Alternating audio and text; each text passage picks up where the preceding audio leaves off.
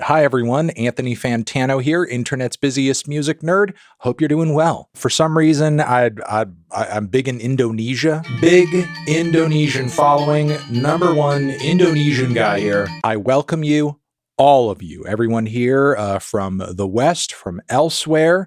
If you're here in the comments being positive, negative, or if you are correcting me on all of the mispronunciations I'm about to embark on. I love that all of you are present. But yes, I have to talk about a really interesting story that came across my newsfeed recently that I reacted to, commented on, and apparently it's made a few waves. Ones that I hope are mostly positive in terms of like their overall impact. Wasn't really trying to put the band or the story that I am discussing here on social media on blast, but I figure with what has happened so far in terms of a reaction, the cat is already out of the bag. The can of worms is open. I ran across this story featuring this Indonesian punk duo by the name of Sukatani. They have this record that has been out since 2023 titled Gelap Gempita. Apparently around the Indonesian punk scene, this record has been making waves and grabbing attention. It's been released via Doug Tracks Records. And honestly, it's not hard to see why. It's like very competently performed and produced punk. The atmosphere is great. The drums are hitting. The vocals are shouty. Sometimes there's like some synths in the mix as well. You could tell it's like, a very kind of bare bones, limited member type project, but they're doing a lot with a little and sounding absolutely sick in the process. Now, there are some tracks off of this record that I guess have been gaining some traction. Mind you, this project has been out since 2023, by no means a brand new release, but still the growing reception around the album and the reaction that I'm talking about here is new. Now, if you go over the lyrics across this record, they're pretty straightforward. They're pretty blunt in terms of their meaning and their context. If there is a whole lot of irony or implied layers of meaning beyond what can be just plainly read from these lyrics,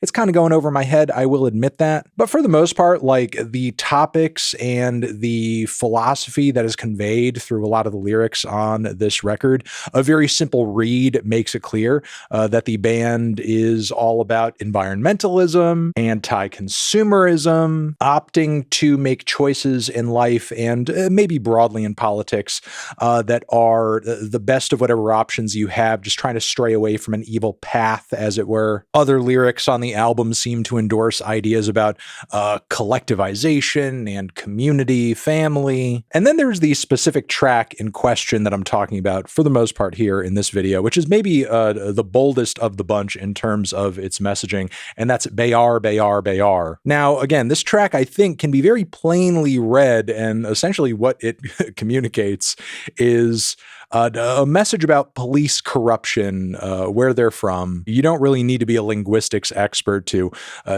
get what the band is trying to convey here, especially given that, again, it is some very straight up punk music, stuff that sounds like it really could have come out of the early 1980s. And again, apparently this song has been gaining traction. There's footage online of punks from over there, dancing and singing to this song. Like, apparently it's become a bit of a battle cry of sorts, I suppose.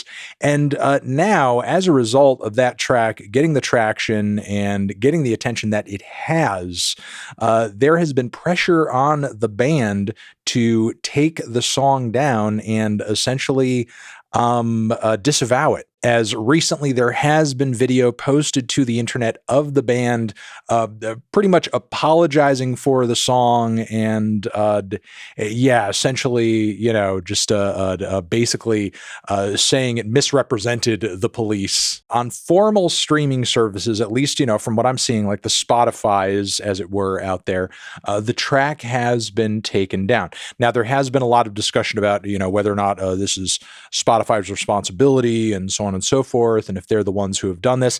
Given we have the video apology from the band, which appears to have been recorded under some sort of duress, I'm guessing the takedown was basically done by them and done by the record label. Now, I won't say exactly where, but you know, there's places on the internet you could still hear the song if you wanted to. Maybe this track could see a return to formal streaming platforms at some point. I guess we will see. But if that happens, I don't think it's going to be without a lot of protest on the part of the band. Although, again, that may not necessarily be something that I would want to push simply because, especially as somebody who's an outsider to this whole situation, you don't know what could potentially happen to the duo as a result of there being some kind of like international push behind them as a result of this getting the attention that it has been on social media. But with that being said,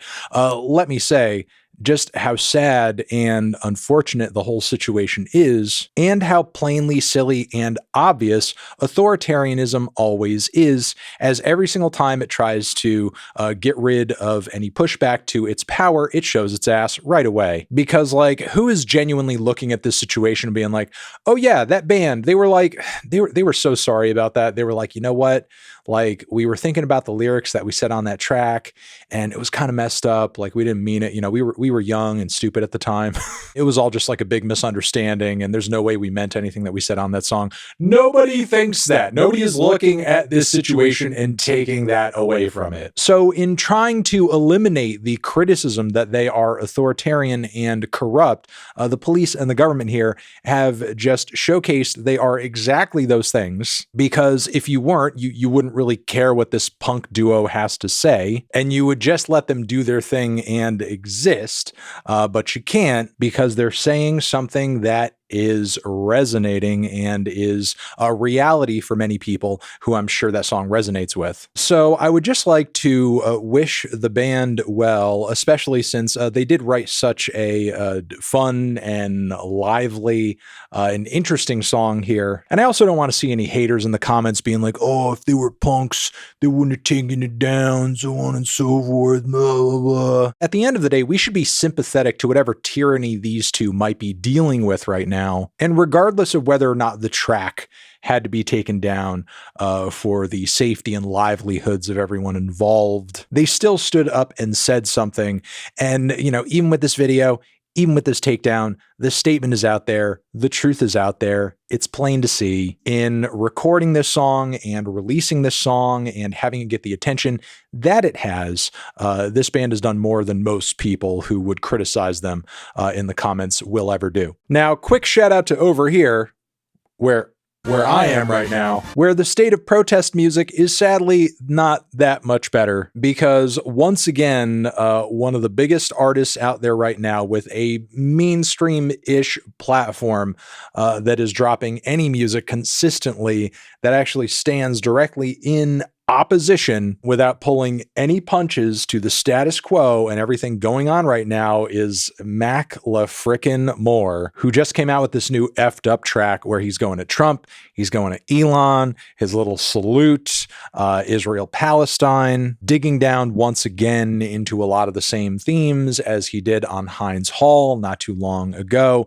but broadening a lot of his criticisms out to the billionaire class and so on and so forth. And once again, it's weirdly a Macklemore W. He is saying things that need to be said, even if it's stuff that, you or I may already kind of know or agree with, which I don't want to hear this debate about whether or not the song is interesting or relevant to you, because it's not like ushering you into some kind of like massive political revelation. Like, it's a protest song. The point is to bolster support and also echo the sentiments of those who are either voiceless or not getting the sort of platform or exposure that somebody like Macklemore could potentially bring to it. And with the release of another track like this that is doing pretty decent numbers, I would say he's accomplishing that goal. This may rub some people the wrong way, but weirdly sounding very Immortal Technique-esque in some of these bars, and with the boldness with which he describes this whole situation. I mean, if Immortal Technique were like in his bag right now, doing his thing today, as opposed to, like during the Bush years and so on and so forth. I can imagine him saying a lot of the same stuff. It's not a comparison of like superiority and so on and so forth. It's really a matter of like Macklemore's filling a certain kind of void that, frankly, very few artists are willing to sort of like touch down on the seriousness and the gravity of our times currently. And I applaud Sukatani, I applaud Macklemore, and anybody else who is willing to throw their hat in that ring when we so desperately need it. But yeah, I'm going to leave it there. I'm going to say that. And thank you guys very much for watching the video. Once again, shout out to Indonesia. Shout out to the Indonesian punk scene. And yeah, over here next to my head, another video that you guys can check out. Hit that up or the link to subscribe to the channel. Anthony Fantano, music, protest, forever.